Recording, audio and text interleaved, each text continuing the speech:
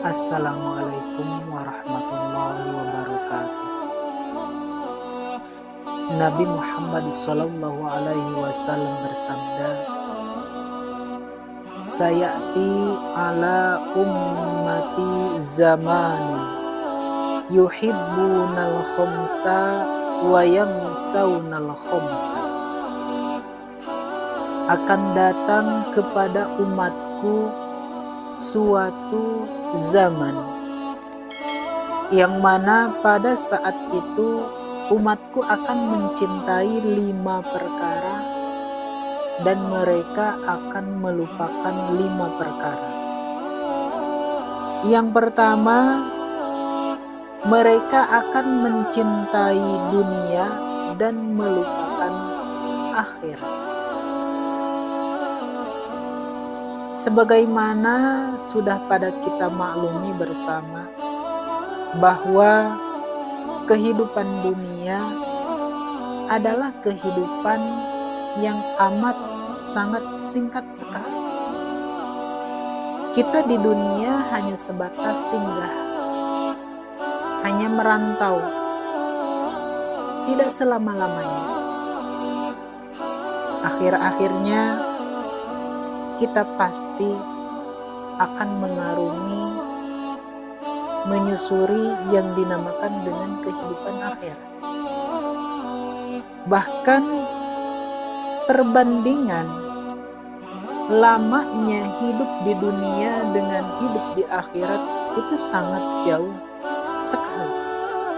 Apabila kita merujuk firman Allah Subhanahu wa Ta'ala di dalam Al-Quran yang menjelaskan tentang perbandingan kehidupan dunia dan akhirat, maka kita akan memahami bahwa kehidupan dunia itu amat sangat singkat sekali. 1 hari di akhirat itu sama halnya dengan 1000 tahun hidup kita di dunia. Oleh karena itu, kalau seumpamanya saja Allah Subhanahu wa Ta'ala menganugerahkan kepada kita usia 60 sampai 70 tahun.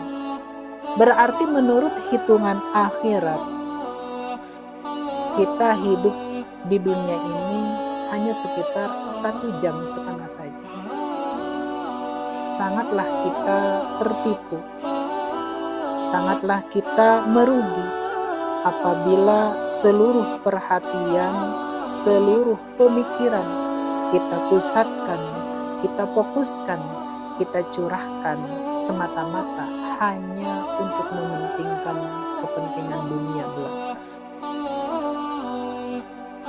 Di dalam harta itu ada dunia, di dalam jabatan itu ada dunia, di dalam wanita itu ada dunia. Jangan sampai kita semua tertipu dengan suguhan-suguhan yang disuguhkan oleh dunia ini. Ingatlah bahwa kita akan kembali kepada Allah Subhanahu wa Ta'ala. Selanjutnya, mereka akan mencintai kehidupan dan melupakan kematian. Seolah-olah hidup di dunia ini adalah hidup yang kekal. Padahal mata mereka menyaksikan ketika ada di antara tetangga mereka, ada di antara keluarga mereka yang meninggal dunia, dimakamkan. Tapi semuanya tidak dijadikan bahan renungan bahwa kita juga akan sama seperti mereka. Kematian adalah sesuatu hal yang nyata karena telah ditetapkan oleh Allah Subhanahu wa Ta'ala di dalam Al-Quran. Setiap jiwa-jiwa yang bernafas itu pasti akan merasakan yang dinamakan dengan kematian. Meskipun kita ini adalah orang yang berkuasa, kita ini adalah orang yang gagah, jarang sakit, jarang penyakitan, harta kita banyak, membangun suatu bangunan, suatu benteng agar kita terhindar dari kematian, maka tetap saja kita ini akan mati. Aina matakunu yudrikumul maut walau kuntum fi burujin musyayyada. Di mana saja kalian berada, kematian itu akan datang kepada kalian, meskipun kalian itu berada di balik benteng yang sangat kokoh. Ingatlah hadirin, al-mautu babun wa kullun nasi dakhilun. Kematian itu diibaratkan dengan pintu, dan setiap manusia pasti akan masuk. Selanjutnya, umatku akan mencintai bangunan-bangunan yang megah, bangunan-bangunan yang indah, tetapi mereka melupakan yang dinamakan dengan kuburan.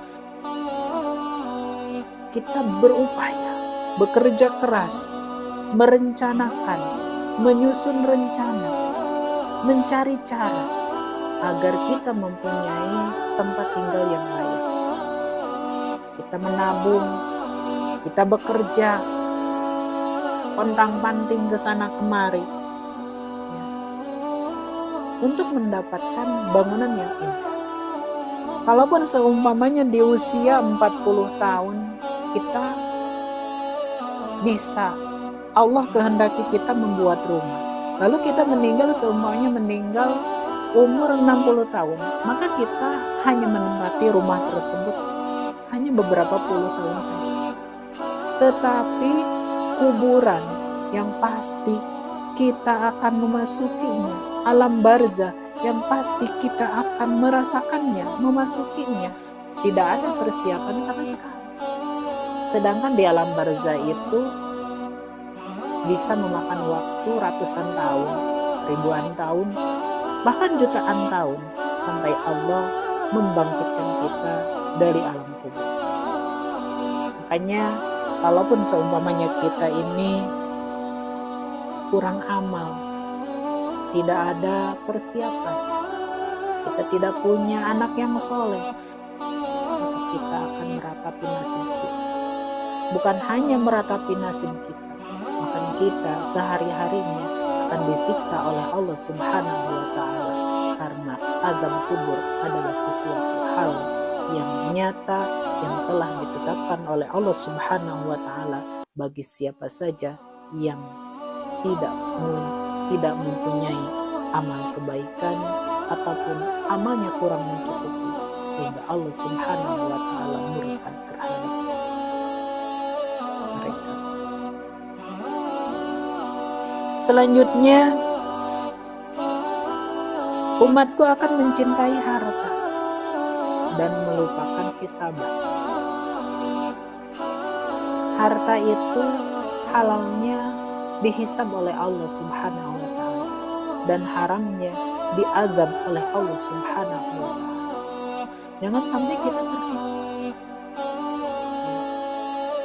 Dan yang terakhir, umatku akan mencintai makhluk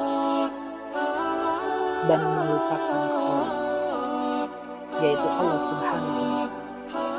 Jangan sampai rasa cinta kita kepada orang tua, rasa cinta kita kepada pasangan kita, kepada teman kita, kepada anak kita, kepada keturunan kita, kepada jabatan kita, kepada harta-harta kita, itu mengalahkan rasa cinta kita kepada Allah Subhanahu wa Ta'ala.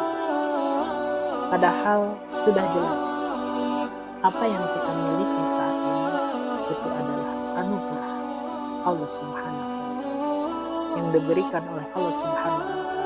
Kita punya harta, kita sehat, kita gagah, fisik kita bagus, kita cantik, kita tampan, punya inilah, punya itulah. Semuanya adalah anugerah dari Allah Subhanahu wa Ta'ala. Jangan sampai kita melupakan siapa yang telah memberi semuanya.